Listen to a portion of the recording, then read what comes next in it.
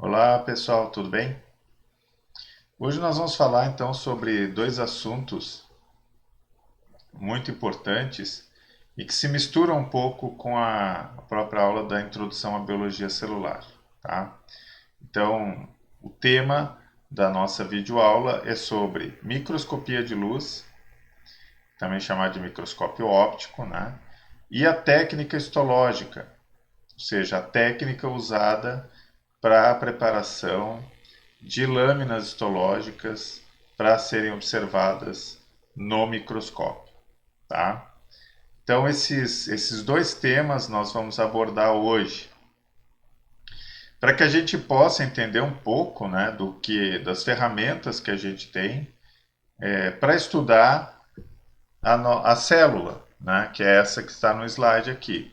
É uma célula hipotética, um esquema com todos os seus compartimentos internos, com a membrana plasmática, nós já começamos a falar, né, dessa estrutura que delimita a célula, né? Então, vamos falar também dos compartimentos internos, vamos falar do citoesqueleto, do próprio ciclo de vida da célula. E para estudar então essa célula, a primeira ferramenta que surgiu, como a gente viu na aula de introdução à biologia celular, foi o microscópio. Tá? Então o microscópio ele permitiu que a gente entrasse em um mundo aonde até então não se tinha condições de visualizar, né? Que é o mundo que está abaixo do nosso limite de visão. Né? O nosso olho, o olho humano, ele tem um limite, né, para resolver as imagens e para dar resolução nas imagens, né, para a gente poder diferenciar coisas, né, objetos ou aquilo que a gente estiver estudando ou olhando. E a célula, ela está numa categoria de tamanho que está abaixo da capacidade do nosso olho, tá? Bom, então a biologia celular, como a gente viu, ela cresceu em função desse poder de resolução dos instrumentos que foram sendo produzidos e que começaram então pelo microscópio de luz ou microscópio óptico, né, que foi o que deu o pontapé inicial e que até hoje tem então uma grande ocupa, né, uma grande vamos dizer assim área, né, como ferramenta, né, para a gente poder fazer as observações e os experimentos com biologia celular. Tá? Além disso, como a gente tinha falado, a convergência com outros ramos da pesquisa, né? Então a gente tem a citogenética, a própria fisiologia celular, né? Então juntando a biologia celular com a histologia, com a própria fisiologia, né? A citoquímica, que é essa junção com a bioquímica, e a imunocitoquímica, e por aí adiante, né? A gente vai fazendo, estabelecendo correlações com essas áreas do conhecimento. Tá? Então, como destaque, a gente fica com essa primeira informação, que é o descobrimento de ferramentas novas que permitem a gente poder fazer observações mais detalhadas, né? Ou que, né, a gente consiga visualizar, né, ter a observação, né, que é o caso então que a gente vai falar hoje bastante do microscópio óptico, tá?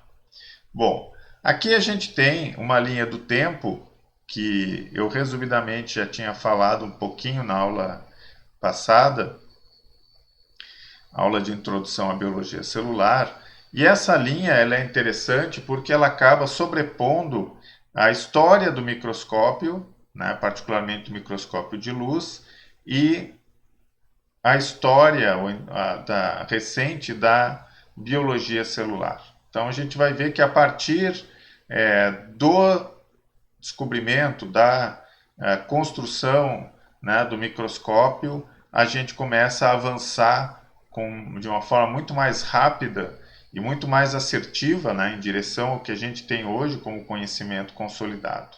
Tá? Então, se a gente olhar aqui nessa tabela, a gente começa lá em 1600, tá? Então, 1611, aqui também tem um outro pesquisador junto, que está mais ou menos por essa data, que é o Jensen, e que também teve um papel na proposição desse microscópio composto, além do Kepler. Tá? Então, existia uma ideia para observar com conjuntos de lentes, tá? E essa ideia estava sendo colocada aí nessa época. Tá? O Robert Hooke foi que aplicou isso primeiro para a parte de biologia celular, né? E aí então ele viu a cortiça, os poros das cortiças, aquelas que ele batizou então de células, né? E que eram áreas vazias, né? De um tecido que já estava morto.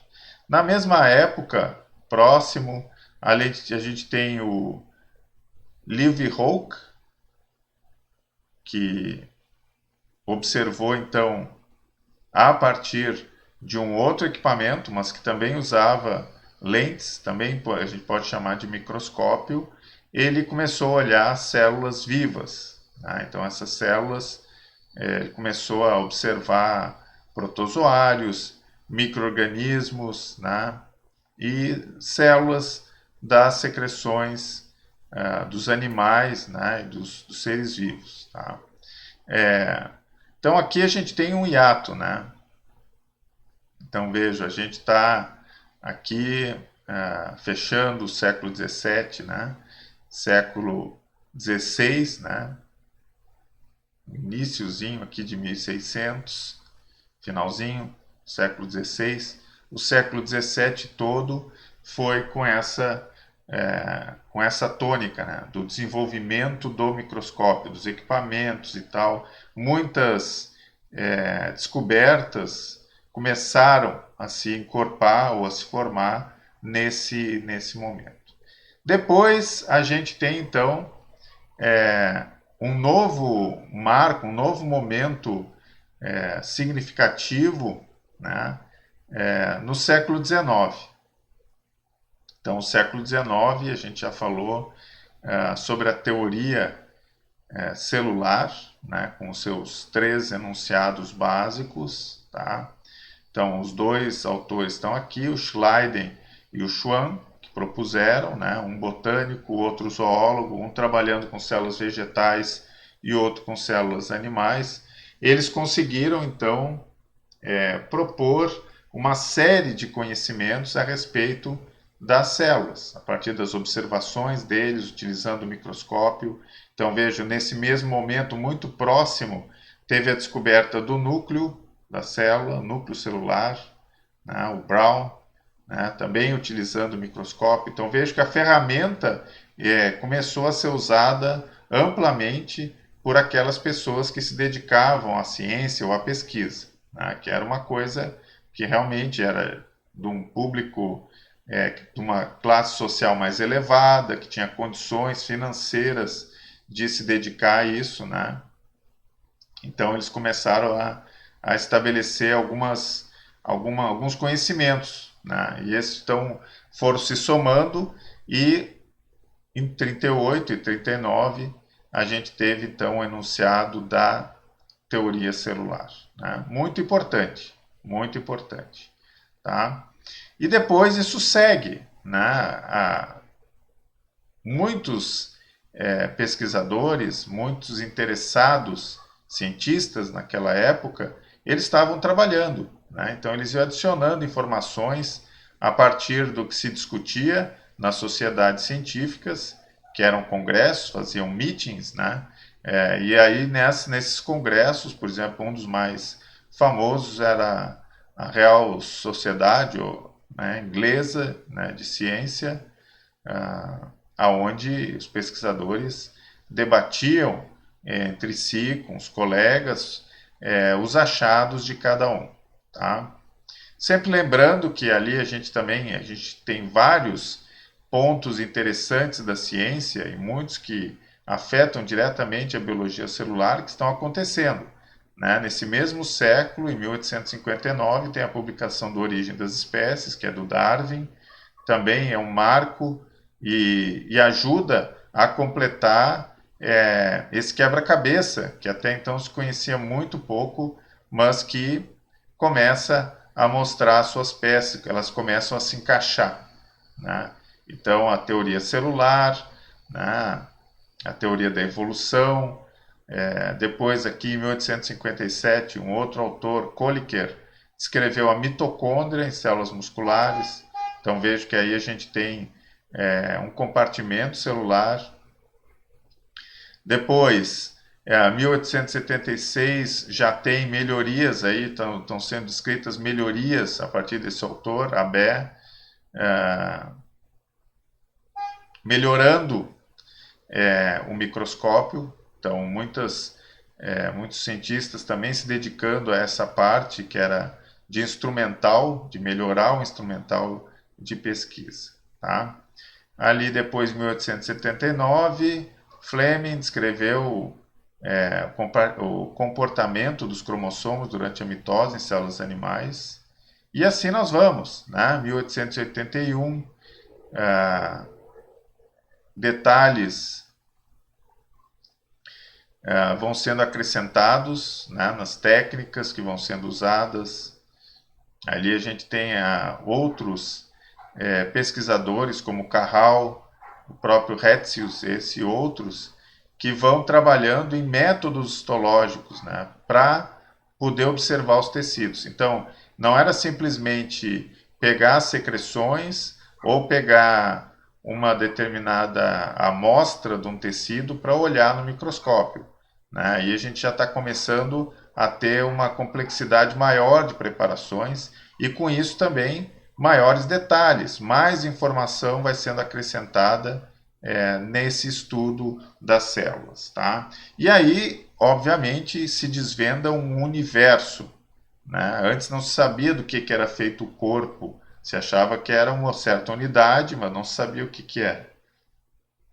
Com a descoberta das células, começou a se olhar e ver que, na verdade, existia uma variedade grande de células.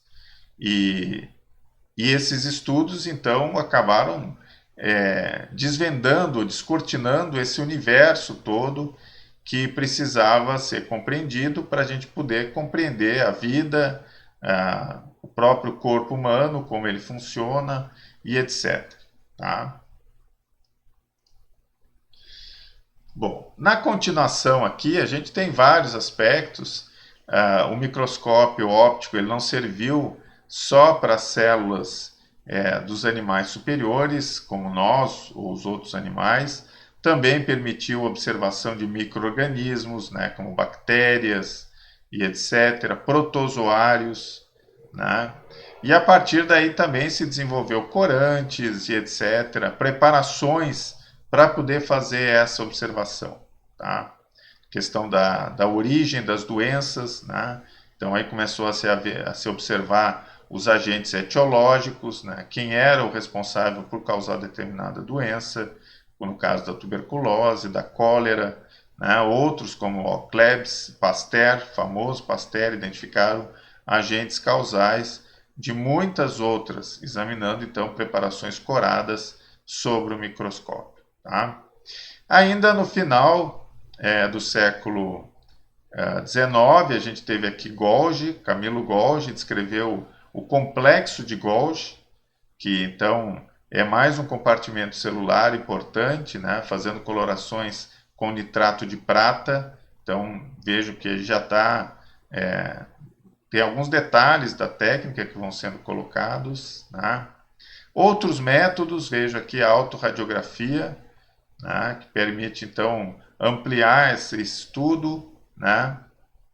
1930, Lebedev construiu o primeiro microscópio de interferência de fase, onde tem então uma relação, é um microscópio óptico, um microscópio de luz, mas que apresenta então diferentes alinhamentos das ondas de luz, né, e que permite melhorar a imagem. Então, trabalhar inclusive com imagens não coradas, né? Aqui a gente teve outro também, o microscópio de contraste de fase, que em 1932 foi proposto, né? E esses dois, então, já adicionaram então uma nova técnica. Antes, para se enxergar as células, precisava corá-las. Tá? A gente tem que lembrar também que por volta de 1930 também teve o desenvolvimento ou a proposição da microscopia eletrônica. Né? Então aí não era mais um feixe de luz que atravessava um determinado tecido e produzia uma imagem. Aí então é um feixe de elétrons que vai atravessar esse tecido. Alguns elétrons vão passar, outros vão ficar retidos e a gente vai ter uma imagem com diferentes níveis de eletrodensidade. Né? Então, tem áreas mais eletrodensas, áreas menos eletrodensas, conforme a deposição ou a passagem desses elétrons. E o microscópio eletrônico, ele deu uma amplificação nas imagens muito grande. Né? Se a gente vai estudar depois aqui, vai ver direitinho, que o microscópio óptico ele vai ter uma ampliação total, né, aproximadamente de 1000 vezes, né, para a gente poder identificar algo que está no tecido e que a gente não enxerga. Tá? No caso do microscópio eletrônico, a gente vai ter uma amplificação muito maior, a gente pode ter amplificações de 10.000 vezes, 5.000 vezes e assim por diante. Então, ele permite observar aspectos muito menores do que com a microscopia óptica. Ele também começa a ser desenvolvido por volta dessa época. Né? Vejo que depois, em 41, a gente tem corantes fluorescentes. Então, hoje, um dos ramos muito importantes que a gente tem na biologia celular é da microscopia de fluorescência, né, onde ela identifica, através de anticorpos, determinados componentes da célula, e esse anticorpo está ligado a um corante fluorescente que, pela emissão da luz, ele acaba dando cor, e aí a gente consegue identificar a presença ou não e a localização dessa determinada proteína ou substância na célula. Tá? Finalmente, a gente teve aqui a coloração por interferência diferencial, que também é chamado de Nomarsky. É uma técnica que permite, então, ter uma visão mais detalhada, né, pelo contraste que ela dá.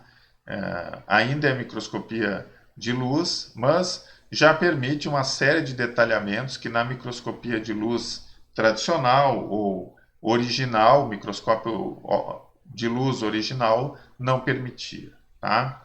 Depois se melhorou aqui em 80, já no final aqui, a gente melhorou com alguns outros métodos, né? Vídeos a partir de microscópios, então isso aí precisou, obviamente, de otimização dessas técnicas para poder filmar as células, e aí a gente já trabalha não mais com lâminas histológicas, a gente vai trabalhar com, por exemplo, com cultura de células, onde as células estão se dividindo, se multiplicando, e aí é possível acompanhar isso num vídeo, né, acoplado ao microscópio. Tá? E também outros métodos, como a microscopia confocal, que permitem vantagens, né, do método tradicional, da microscopia óptica tradicional. Tá? Então, como eu havia falado para vocês, então, se a gente for olhar o que significa a palavra microscópio, ela vem desse olhar para o que é pequeno, né, para aquilo que é muito pequeno, muito detalhado e que a gente não enxerga com o olho humano. Tá? A microscopia, então, óptica, ela tem a microscopia de luz, que a gente usa quase como um sinônimo, né, porque a gente não vai ver essas outras técnicas. Tem contraste de fase, interferência de fase, polarização da luz, confocal, fluorescência, que são melhorias daquela microscopia de luz original. Né? Essas aqui a gente tem alinhamentos, muitas vezes, dos feixes, né, para permitir, ou então até adição de outros componentes, né, como fluoróforos, né, através da fluorescência, para permitir melhor qualidade. Tá? E a microscopia eletrônica também é um microscópio, só que aqui a gente vai trabalhar com feixe de elétrons. Esse feixe de elétrons é que vai, então, atravessar o tecido que a gente está observando e vai produzir uma imagem.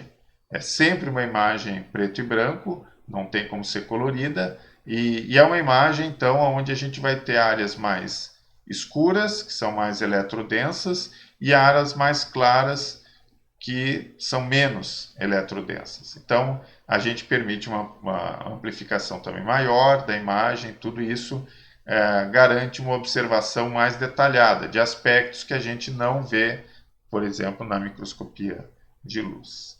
Tá? Bom, vamos falar um pouquinho então sobre o microscópio de luz. Habitualmente ele é a nossa ferramenta no laboratório, então as aulas práticas elas se dão através da utilização de microscópios. Cada aluno deve ter o seu microscópio, deve ter seu conjunto de lâminas, né, para conseguir, a partir do uso do microscópio, visualizar aqueles aspectos dos tecidos ou das células que estão nos diferentes cortes histológicos dessas lâminas. Tá? O funcionamento básico do microscópio, aqui a gente tem um esquema do microscópio mais moderno do que aqueles que eu mostrei na aula de introdução à biologia celular, né, que eram muito incipientes, iniciais, apesar de garantirem a função plena, né, eles conseguiam visualizar e aumentar as imagens. Hoje, os microscópios eles têm um aspecto mais parecido com esse que está no esquema. Então, a gente vai ter aqui o globo ocular do observador, a pessoa que vai observar. A gente tem aqui na outra extremidade do microscópio, ou seja, no outro polo, né, a gente tem uma fonte luminosa. Então, normalmente, essa fonte luminosa está ligada à energia elétrica, tem uma lâmpada, né, nos microscópios mais antigos. A gente tinha um espelho, e esse espelho servia para direcionar a luz solar, a luz ambiente, para que ela refletisse no espelho e pudesse ser direcionada através do espécie. Tá? Então, os microscópios mais modernos hoje não tem mais necessidade disso. Então, ele tem uma lâmpada com um filamento que, através da energia elétrica, então, emite uma luz. Essa luz aqui ela tem uma abertura, e essa luz que sai por essa abertura, ela é direcionada para um segundo conjunto de lentes, né, que são chamadas, então, de lentes condensadoras. Tá? Então, aqui, ó, fonte de luz, está aqui embaixo. Depois tem um feixe de luz que vai ser direcionado a partir dessas lentes condensadoras. Então, o condensador ele vai direcionar, como está no desenho aqui, ó, ele vai direcionar todos os feixes luminosos que chegam através dele e vai projetar essa luz aqui aonde a gente tem o tecido. Tá? Então, o tecido, normalmente, aqui a gente tem uma mesa ou platina, que é uma superfície retilínea, ela é como se fosse uma mesa mesmo, ela tem um buraco no meio, e a lente condensadora projeta a luz nesse buraco. E em cima da mesa, a gente vai ter a lâmina com o tecido, com a lamínula, e a luz atravessa esse tecido, né? E vai ser imediatamente capturado por um outro conjunto de lentes, que são chamadas então de lentes objetivas. Normalmente o microscópio tem mais do que uma objetiva. Tá? Então ele começa com uma objetiva que promove um aumento de 4 vezes, uma de 10, uma de 40 e tem até de 100 vezes. Né? Então, claro, podem existir outras, né? Normalmente nos microscópios que a gente usa para observação histológica são essas 4, dando ênfase para essas 3 primeiras, de 4, 10 e 40. A de 100 vezes, por ela ter uma magnitude de observação maior, ela tem que ficar muito próximo da lâmina, então a gente tem que usar óleo de imersão, a gente pinga em cima da lâmina óleo de imersão para que a objetiva possa chegar bem próximo e produzir, então, e captar essa imagem que está sendo direcionada pela lente condensadora. No condensador tem um diafragma, normalmente, que a gente consegue abrir e fechar. E na objetiva, então, tem uma estrutura aqui que a gente chama de revólver, que a gente vai mudando a objetiva conforme o interesse. Ela vai projetar a imagem, né, que foi obtida aqui num sistema de prismas, né? Esses prismas eles vão projetando a luz uns nos outros, até que no final eles projetam a luz num último sistema de lentes, que são as lentes oculares. Tá? Então, as oculares, elas é onde o indivíduo está observando. Né? O microscópio, alguns antigamente eram monoculares, ou seja, tinha um local, uma objetiva, e o indivíduo tinha que escolher o olho que tinha que botar, se um ou outro, e hoje em dia a maior parte dos microscópios, então, são binoculares, né? Ou seja, eles têm duas objetivas, permite que o indivíduo observe simultaneamente com os dois olhos. Tá? Então, esse é mais ou menos o esquema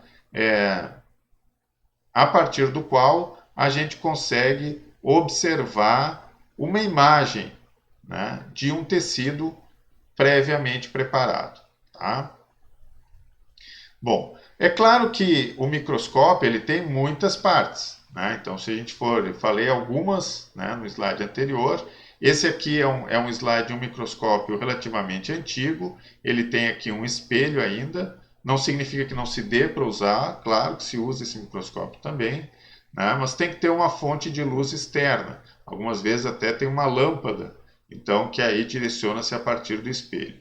Grande parte dos microscópios, e particularmente que a gente usa nos laboratórios de histologia, eles têm já uma fonte luminosa aqui. Né? Então essa fonte ela está junto com a base do microscópio. Né? Veja que a estrutura geral do microscópio tem uma base, aqui tem o braço, né, ou coluna do microscópio, né? Aqui tem a platina ou mesa, tá? E a gente tem várias outras pequenas peças ou componentes que vão ajudar nos ajustes para a gente poder enxergar as imagens com nitidez. Não adianta só enxergar, a gente tem que enxergar com nitidez. Então, como é que a gente faz isso? Então, você sabe que a luz ela sai da fonte luminosa, ela vai passar aqui por esse diafragma, que faz parte da lente condensadora, e vai atravessar a platina. A platina tem um orifício no meio, e esse orifício é por onde passa a luz.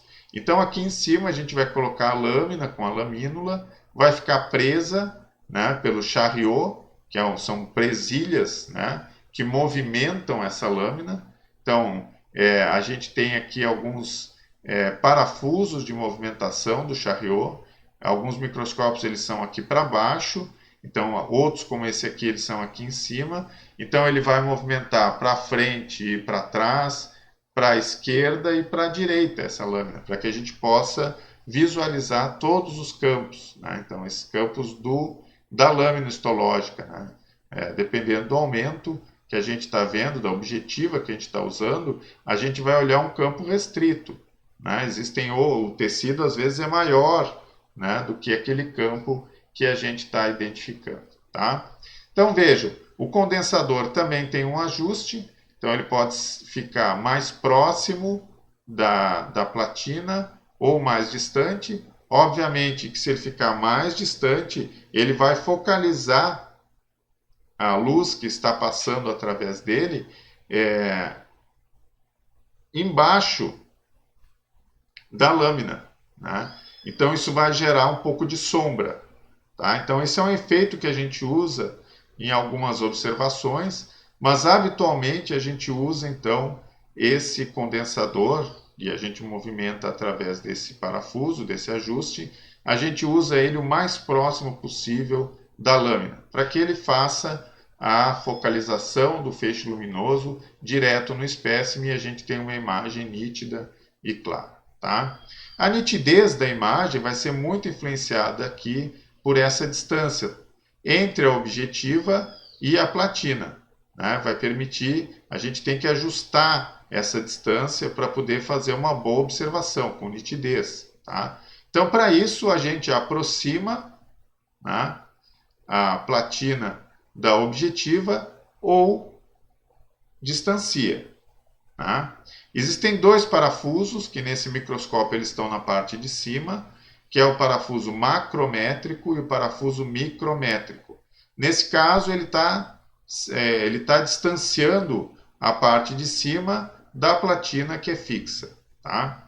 Em muitos microscópios está invertido esse processo. Então, o que, que acontece? A parte de cima aqui desse tubo, ela é fixa, até em função dos prismas que existem aqui em cima, né? E que vão, então, ajudando a direcionar a imagem para sair nas oculares.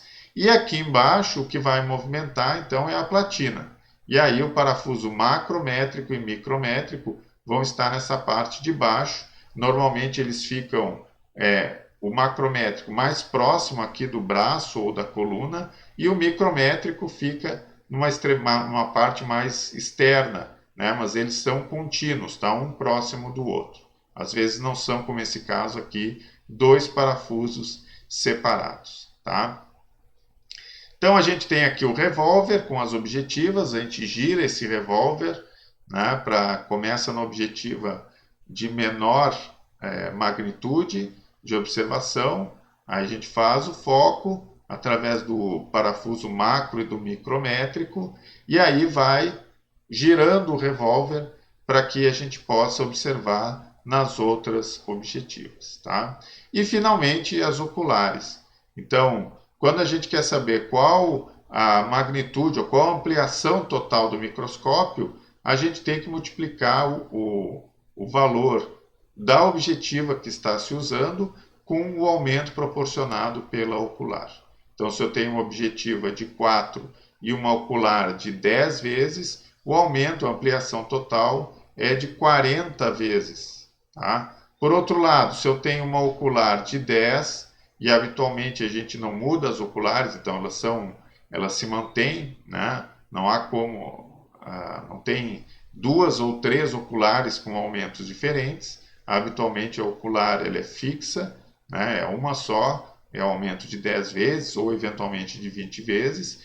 Então o que vai mudando é a objetiva. Então a gente tem a objetiva de 10, 10 vezes 10 dá 100 vezes, tem uma outra objetiva de 40, e aí então 10 vezes 40, 400 vezes. Tá? E assim vai. Também tem a objetiva de 100 e que gera 1000 vezes de amplitude, de amplificação ou ampliação total aqui dessa lâmina, né, desse espécime que está sendo observado. Tá? Então é importante saber todas as partes do microscópio, né, essas todas que eu falei para vocês e que eu fui descrevendo. Tá?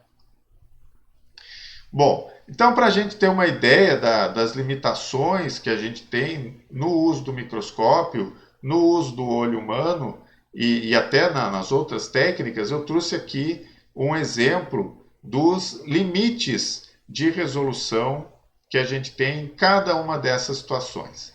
Então, no olho humano, o que a gente consegue enxergar com o olho nu, sem nenhum auxílio, sem nenhuma lupa, nenhuma lente? Né? A gente olhando, a gente consegue ver 0,2 milímetros. 0,2 milímetros. Então é uma quantidade, é um tamanho muito pequeno, tá? Mas que, se a gente pensar, né, numa régua, por exemplo, a gente vai ter ali cada risquinho, né, daquela régua, a gente vai ter ali 1 milímetro. Milímetro é uma coisa muito pequena, difícil de enxergar.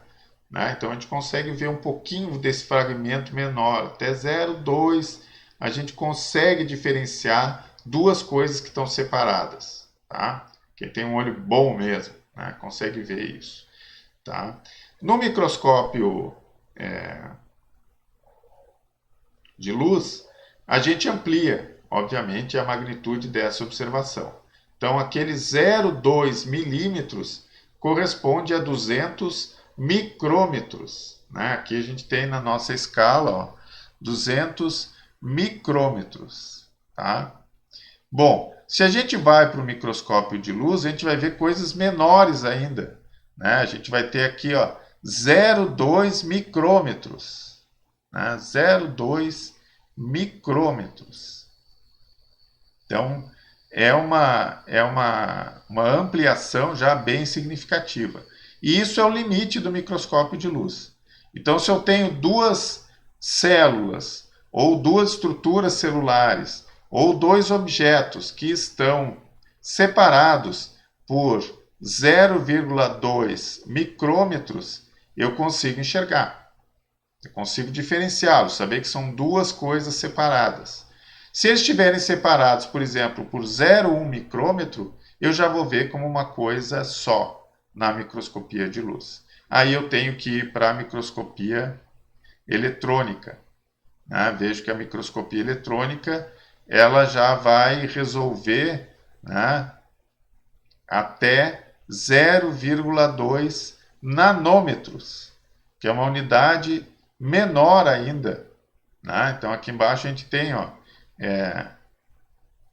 1 metro é 10 na 3 milímetros, 10 na 6 micrômetros e 10 na 9 nanômetros.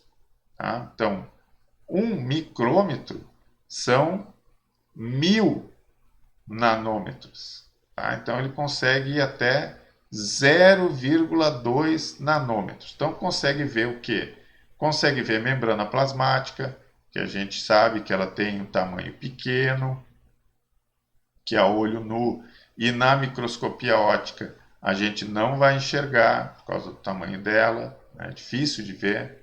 A gente vai ver algumas organelas, compartimentos celulares, que a gente também não enxerga na microscopia de luz. Tá? A gente vai precisar da microscopia eletrônica. Então, cada técnica vai gerando uma possibilidade de estudar em diferentes magnitudes de observação.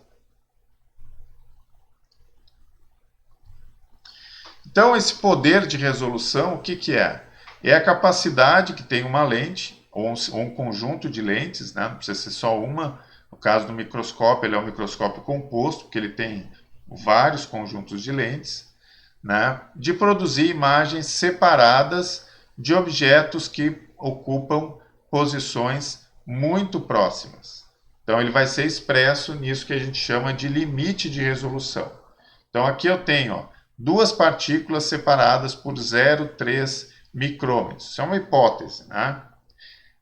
Se o limite de resolução daquele sistema óptico que eu estou usando é 0,2 micrômetros, eu enxergo duas partículas, que o limite dele está abaixo do que efetivamente as partículas estão separadas. Agora, se eu tenho um outro sistema, um outro conjunto de lentes, que permite até 0,5 micrômetros, né, eu vou enxergar uma partícula só, porque ele está acima, ele está acima, esse limite de resolução está acima da separação do que precisa ser observado. Tá? Então, o poder de resolução é uma capacidade que a gente obtém a partir de uma ferramenta. Né? Nesse caso, claro, para o olho humano também vale, né? Mas nesse caso a gente não vai conseguir enxergar as células, porque as células estão abaixo do nosso limite de resolução, né, do olho humano. Tá? Então, no caso do microscópio também, ele vai atuar dentro de uma determinada faixa, né, que vai chegar até no 0,2 micrômetros. Tá? Muito bem. Então aqui, ó, a gente tem uma imagem de microscopia de luz de um tecido. Isso é uma imagem do fígado. Né? A gente tem aqui os núcleos das células e tem pontinhos aqui dentro das células. Então a gente vê alguns pontos isolados, que são os nucléolos, né, que tem um certo tamanho, e outros pontinhos aqui dentro que a gente não consegue diferenciá-los bem. Né? Alguns a gente consegue, outros não. Aqueles que a gente não consegue é porque eles estão distantes com um valor que está abaixo do que a gente consegue enxergar com esse sistema óptico.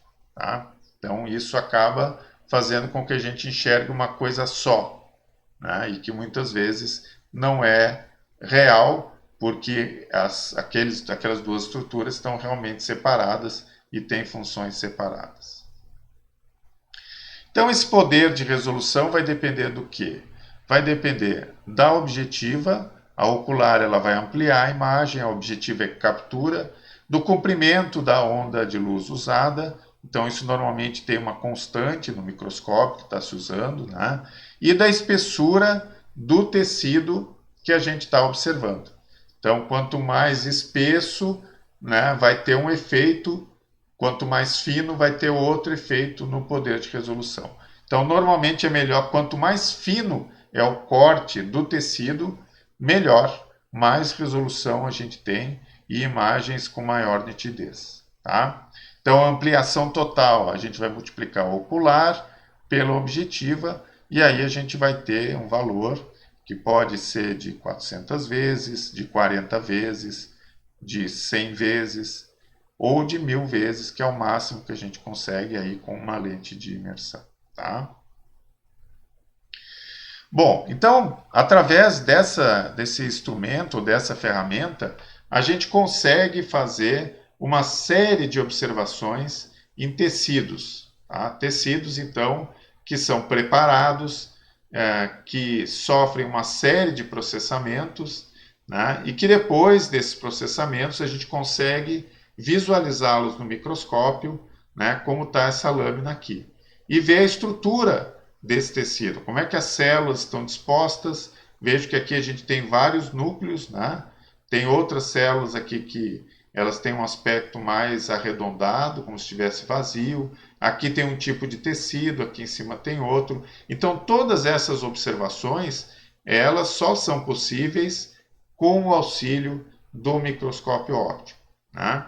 E obviamente, a gente precisa entender também como esses tecidos são preparados, para que a gente possa, vamos dizer assim, fazer uma transposição para o organismo, né, em vivo, e poder, então, fazer essa transposição e saber como é que ela funciona, pelo menos propor um funcionamento dessas células ou desses tecidos no conjunto do corpo, né, que nos interessa entender, né, para poder atuar, né, na nossa linha de atividade profissional ou pesquisa e etc. Tá? Então aqui tem as referências que foram usadas. Em breve eu já volto com a segunda parte dessa aula, que é sobre as técnicas histológicas, ou seja, como é que essas lâminas são preparadas para a visualização no microscópio.